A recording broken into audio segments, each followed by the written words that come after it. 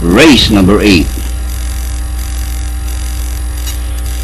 And the race is on. King of Reality from the outside is couple runners 1A Australian Lady, Fairy Star. In between runners by Doralis River Mist and Lady Leisure is the early trainer.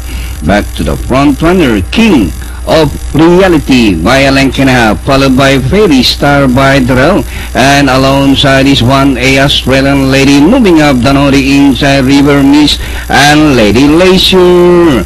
Passing the last 750, King of Reality by a length and a half, and Fairy Star by Darrell. Australian Lady taking the second spot. Racing on the outside now is Lady Leisure and River Mist as they swing for King of Reality. 1A Australian Lady is on the outside, and as they race the last 300, King of Reality, Australian Lady in a 1-2 position. Couple runners, Australian Lady moves up to grab the lead, and by the release, King of Reality, and hitting the finish line, 1A Australian Lady overpowering Fairy Star second.